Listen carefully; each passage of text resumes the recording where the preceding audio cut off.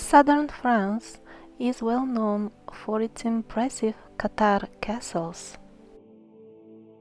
There are many of them, and their sheer size and also super strong walls are quite remarkable.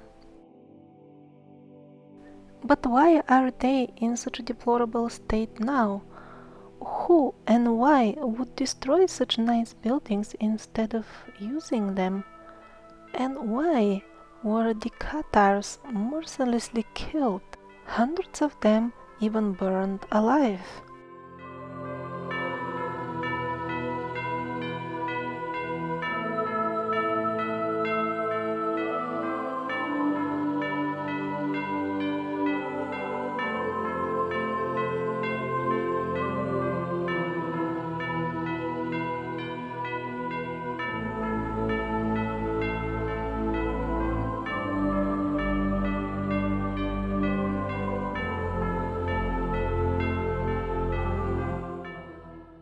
A simple explanation for the annihilation of the Cathars is given in the history textbooks so that people don't ask too many questions. They were simply declared to be heretics, meaning people holding beliefs radically different from the rest of the society, and so it would look normal that they would be brutally killed. Many researchers, though, even mainstream researchers, upon delving in the matter, they simply find out that Catharism was not a heresy in any way. It was simply and solely a branch of the Orthodox Christian Church. Regardless of exactly which church it was a branch of, the main point is that it wasn't any sort of heresy. And here's why. For example, Cathars had their own specific cross. As you can see, its points are somewhat thicker, and it's also placed inside a circle. Bearing that in mind, let's visit Notre Dame de Paris. Not only one of the main Christian temples of Paris itself, but also one of the most important in the whole of France. Cathar crosses are all over the cathedral. This one in particular is above the main entry, and this is the main scene depicting the Last Judgment. Clearly, the main figure is depicted with a Cathar cross on his head, a style of depiction which is standard for Orthodox icons. If indeed Catharism was a heresy, then why would they literally fill up their mainstream Christianity cathedral with heretic symbols? Moreover, mainstream historians themselves assure us that Notre Dame de Paris was born in the 13th century, and that is exactly the time when, supposedly, the Catholic Church, the popes, organized special crusades for a total annihilation of the Cathars. So we are to believe that while sending armies to erase them from the face of the earth, at the same time the Catholic Christians were adorning their most important cathedrals with Cathar crosses? The stories that the textbooks tell about the Cathars don't really jibe with reality. First of all, what was the real reason for killing them? They were not really heretics, as it has become obvious. So that was not the real reason. And second of all, when exactly did it happen? Let's visit the Museum Paul Dupuy in Toulouse. They have a collection of Cathar crosses over there, and interestingly enough, even the mainstream archaeologists over there have dated them at 14th and 15th century, as it is written on the tag next to them. But according to the artificially created and non-realistic Scaligerian history, at that time the Cathars should have been already dead completely, all of them destroyed. How come their crosses are still around. Well, to avoid that uncomfortable moment, they have labeled them as steles discoidales, or disc-shaped, stelos stones. It's true that these are stones shaped as discs, but why don't they just write the truth that these are Cathar crosses and nothing else? And absolutely the same crosses dating at the absolutely same periods can be seen in the museums of Eastern Europe, where they show the Orthodox crosses of that time.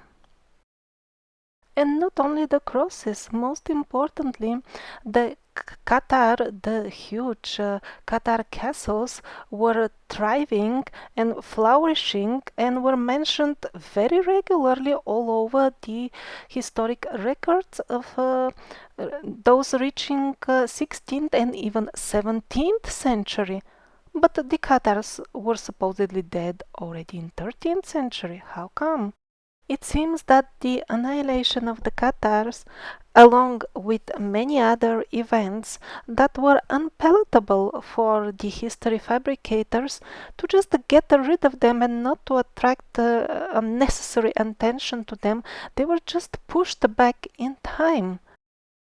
Before reviewing why exactly were the Cathars uncomfortable, let's see what kind of explanation did the Scaligerian followers cook to explain the numerous references to the flourishing Cathar castles up to the 17th century. So the story they are telling us is as follows.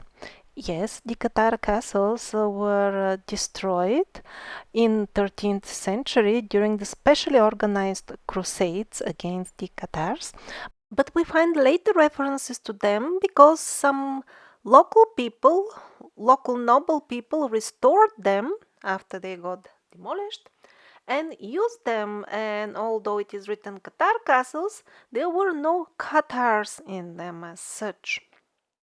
And then the penguins continue, the modern followers of Scaliger. And now we see the castles laying in ruins again because they were destroyed for the second time in the 17th century, when all these noble people became poor and could no longer afford to maintain them, and that's why they ordered their demolition.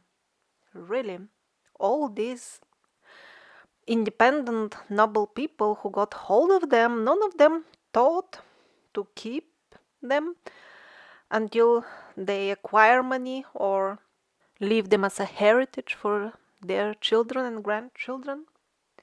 And also, if they couldn't afford to pay their servants anymore, how did they find money to pay somebody to demolish these buildings, which, by the way, are very, very strong? The walls are over meter thick, and even special cement was used in these walls, much stronger than our modern cement. And some of these castles are rather huge. They're like entire small towns. Actually, the demolition of all these castles is such a hard work by itself that it is really a very interesting question. Why would one even do that for any reason? And actually, looking at the overall condition of the castles now and at their very thick and strong walls, the chances that all this got demolished manually would be less. Probably explosions would have been needed to bring down these mighty buildings. Mainstream historians assure us that there were no serious explosion military techniques familiar in Europe at that time, the 13th century. I'm not saying that's true, I'm just telling how their own stories don't match. If you feel that I'm exaggerating and that motivated armies or paid peasants would destroy anything manually, try demolishing over a meter thick wall made of strong beton with hammer. And I'm really talking from experience because the building, the house where I live, Parts of it are some 500 years old. It wasn't even a fortification, just a normal house at that time, a bakery. The walls are, let's say, 1 meter thick. So a couple of years ago, we decided to change one of the windows because it was too small. We removed the old window and we had a big new window. We would have never thought that it would be a problem to remove, let's say, half of a square meter of wall. But it was impossible, although we had even these tools for breaking beton. They were barely making any scars to this. It's stones mixed with something harder than beton, actually.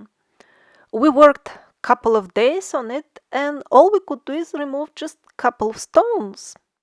The tools broke, but the stones were not moving. Eventually, we had to look to hire some sort of very specialized equipment. And because it was my bedroom, I slept in open air looking at the sky directly for a couple of months until we could complete this very simple project of removing a bit of the wall. And the men who saw this, all of them said, this mixture is harder than beton. And in the case of the Cathar castles, we are talking about destroying entire villages or small towns made of this material. And yet, a couple of the castles, the penguins assure us, okay, they did not get destroyed by their poor owners. They just fell apart by themselves. Now, this is what is left of the Perpetuce castle. Barely anything is still standing, and this one, we are being assured, just fell apart by itself on its own. Nobody destroyed it. Just like that, within 200-300 years, fell apart on its own. I mean, most of the buildings are completely blown away and missing in this castle, and they're assuring it that it fell peacefully apart so quickly. And all these strange metamorphoses are happening only to Cathar castles in France. All the other castles, even if they're not so strong built, they stay much longer and they don't get destroyed and rebuilt regularly. But it just a chance, the Cathar castles, it just happens to them. And why do they publish all these ridiculous stories as history? Just to cover up that the Cathars were mercilessly murdered and exterminated somewhere in the 17th century, and their castles, which were the main trade points, where all the riches of France were concentrated at that time, they were fully functional until the 17th century, and that's why they were regularly mentioned in all the documents of that time. And that was the first and only demolition of the castles. But what about the written records of the Cathars themselves? Maybe they will shed light on what actually happened and on who were the Cathars as such, because that we don't know as well. Well, all such records are conveniently missing. They were fed to the fires together with the Cathars themselves, and this particular image, the very top figure, even shows who was overseeing everything. The Cathars were also known as Bogomil Cathars, because the type of Christianity that they were following came from somewhere in the East, and its proponent was Pop Bogomil. His name translated means priest, dear to God. Well, most probably they are a type of Christianity of which we know very little. Was much nearer to the original teachings of Christ, because wherever they went, they organized the social life of themselves and those who followed them. They were all equal, lived in harmony with nature. Taxes were very low or non-existent, and there were no violent conflicts between the various groups in the society. That seems fundamentally more Christian to me than the activities of the so-called real Christians that were burning and torturing and so on, which seems to me to be inspired by some other God, not the God of Jesus Christ, but the one with two horns on his head.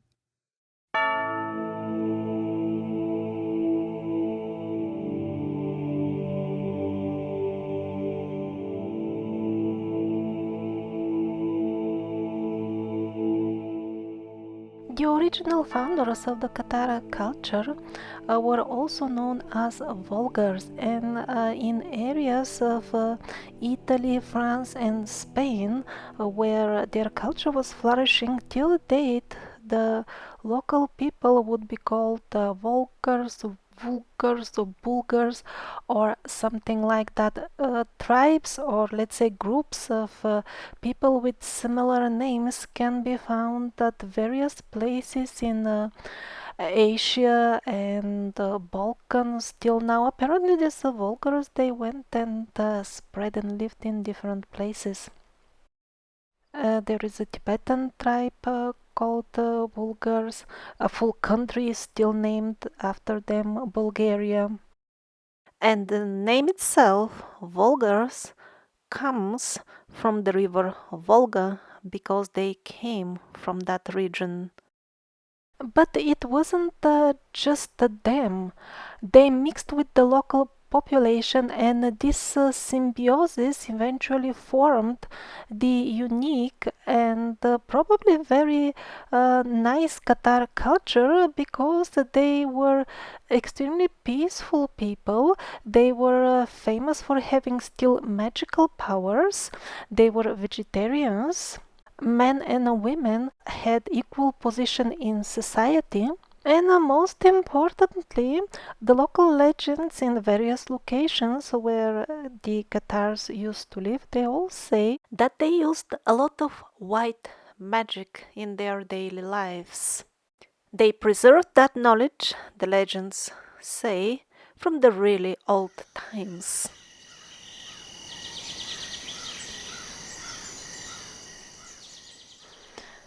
And also because the picture that mainstream historians are drawing for us of the Cathars, the way they're presenting it is, frankly speaking, quite perverted. For example, when they read these types of things in the mainstream history books, that the Cathars were against sex, presented in a very unattractive way, so that they kind of were against sex, or taught that it is something bad. Well, the reality of not only Cathars, I don't know about them in particular, but all these Gnostic religions are on purpose presented in the misleading light to us, so that we don't always understand them, and therefore we don't benefit from their wisdom. When an average person nowadays hears that a certain philosophy considers sex to be bad, one will feel a natural aversion to such a strange philosophy. Because for the common person on the street, sex is the most pure and beautiful experience that they can have in life at all. And hating it is very weird and unnatural. And that's absolutely true. What is not true is that the Gnostics actually hated it. They simply had access to higher planes in which higher types of ecstasy could be experienced. And that is why those who would have achieved those higher levels already, after using genuine spiritual practices as taught by Jesus Christ originally, and now completely lost because of the church, one may eventually become less interested in sex. in the same way as when people grow up, they, in a natural way, lose interest towards children's toys. That in no way means that they will start hating the toys, or that they would never play with toys even as adults. But because the parasites don't want the humans to have any access to the higher levels of consciousness and the higher levels of ecstasy, that's why they have compiled all these books of lies about Gnosticism. Or another example of how they are distorting our ideas, correct ideas about the world.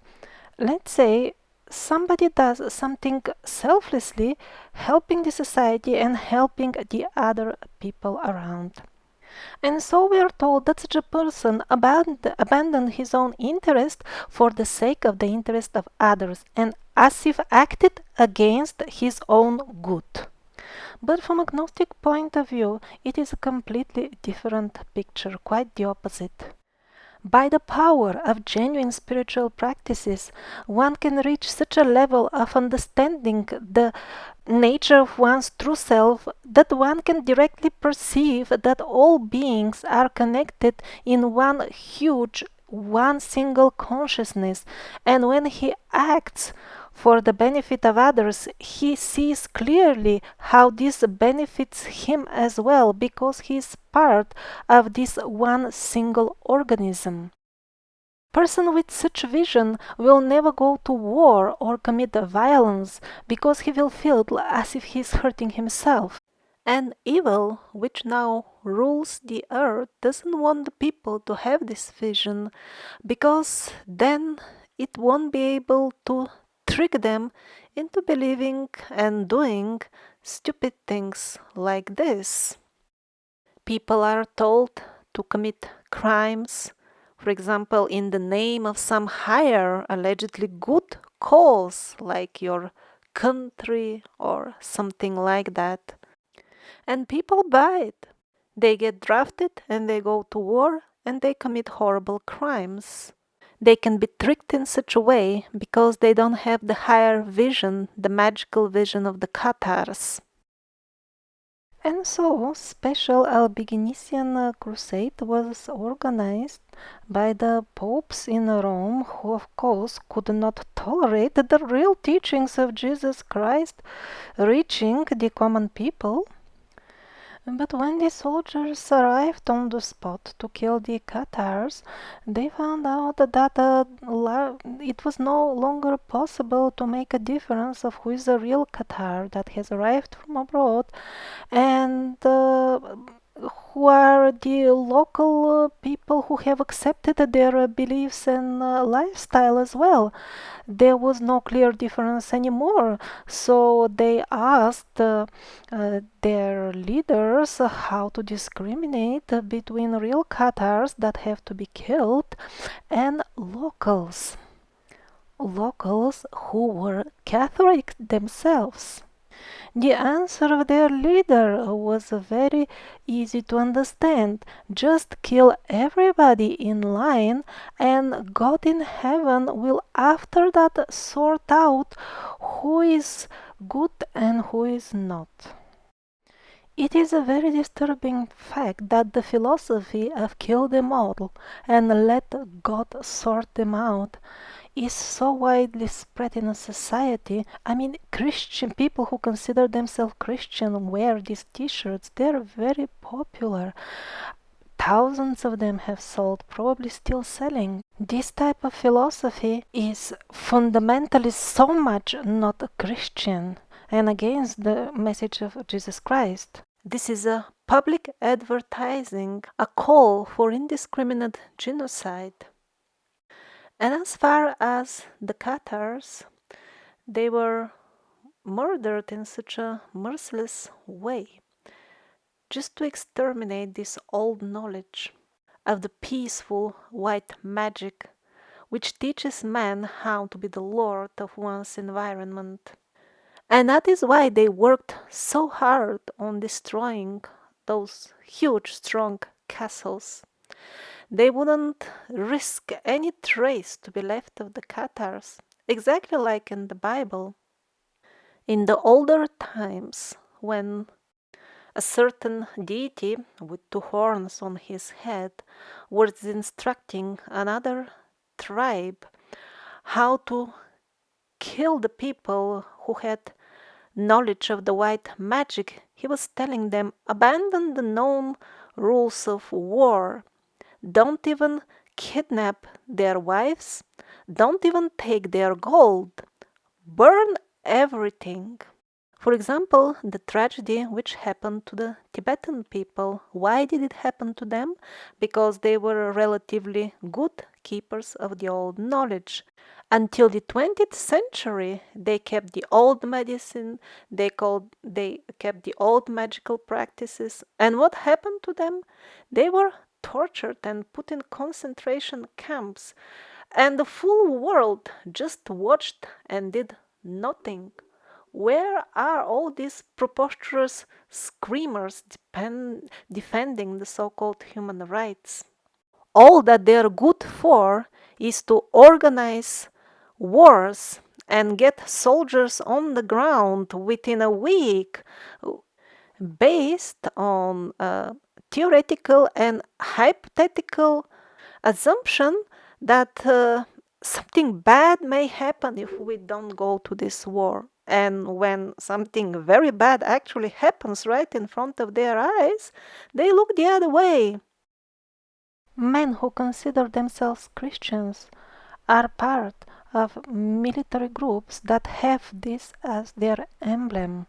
These groups are financed by your money paid as taxes. Or maybe people should invest a bit more time in thinking before they vote.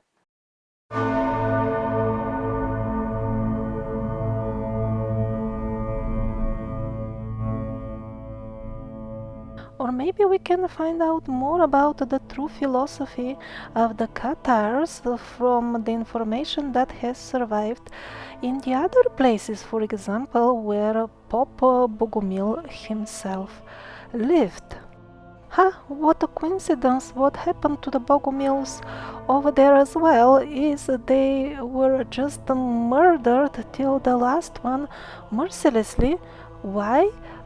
They were leading very secluded life in the mountains, avoiding even meeting outsiders, what to speak of anything else, and yet for some strange coincidence they had to be killed till the last one without any trace surviving about them or anything at all.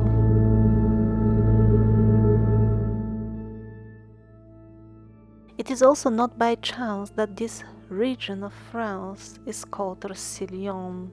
It comes again from that word Roussillon, which means the scattered people, the way Mavro Urbini told us the survivors were called in old times. It cannot be a coincidence because the Cathars came from the Volga region, the original proponents of the teachings. They spoke this Slavic language in which the keepers of the old knowledge would identify themselves as Roussillon. Actually, Roussillon is the plural in this old Slavic language. The singular form is Roussillon, which is even nearer to Roussillon, the French version.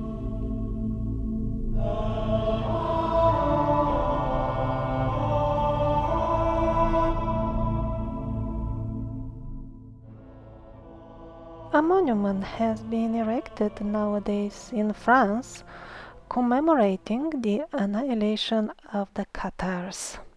And a very wise and appropriate quote by Francis Bacon is placed under this monument. It says, "Heretic is not the one who burns at the stake. He who lights the fire is the heretic." What Francis Bacon meant to say was that since heretic is somebody who is like strange, somebody who holds unusual or weird beliefs, So it is those who light up the fires to burn people alive, they are the strange ones. That's abnormal, that's not human. But as Anatoly Fomenko noted, there is yet another meaning to this wise quote. Heretic is by definition a person, proponent of provocative beliefs that are in strong opposition to the general established belief in the society at given time. And that's exactly what the actual Reformation did, not the one you hear about in school. The true Reformation was about forcing upon the society with military power the new, radically different and devilish way of life.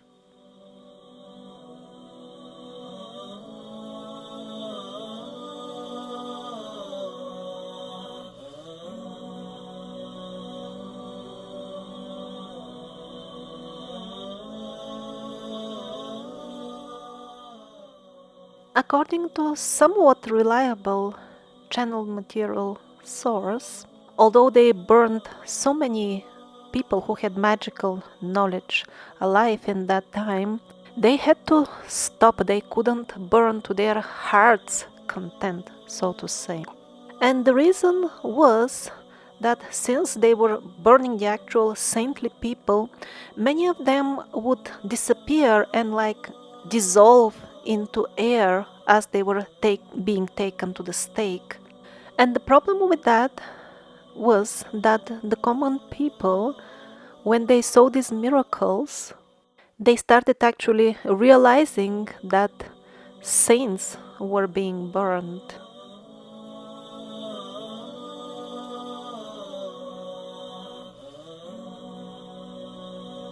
Most of the information in this video is based on the New Chronology research, the New Chronology project of Anatoly Fomenko and Gleb Nusovsky.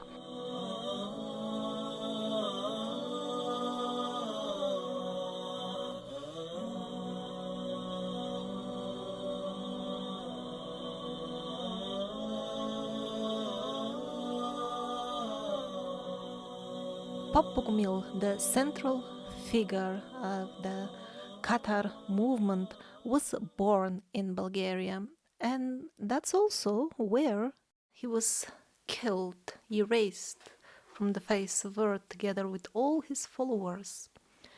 And in that very same country, Bulgaria, again its name comes from Volgaria, the people from the Volga region.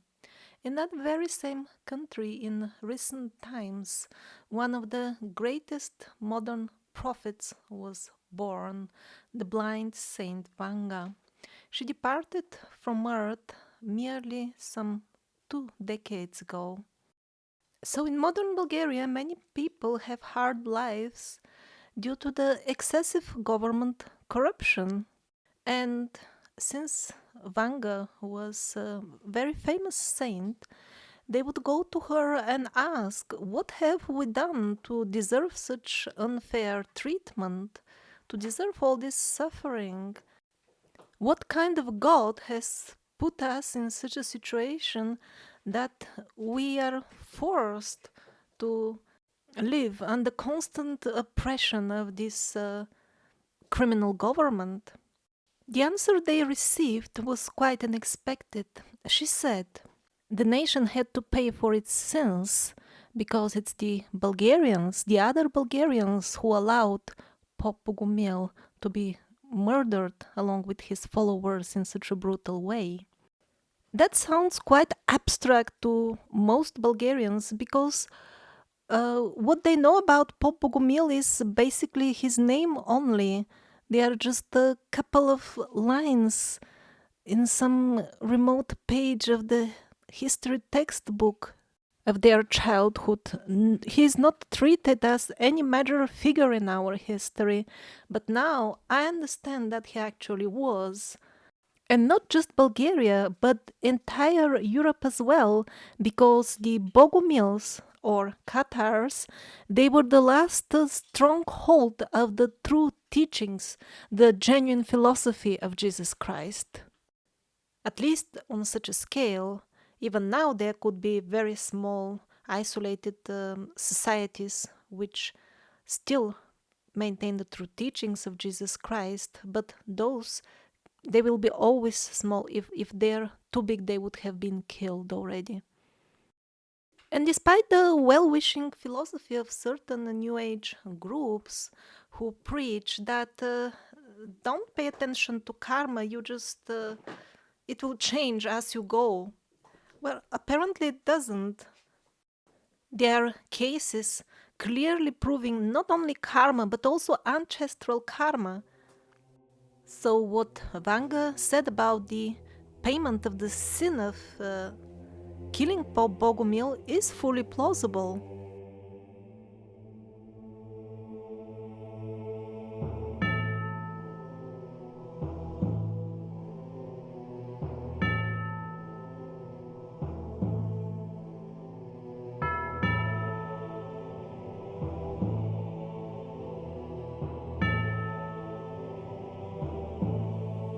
And that is why I beg all of you to never vote again for politicians who finance military groups of the type kill them all and God will sort them out.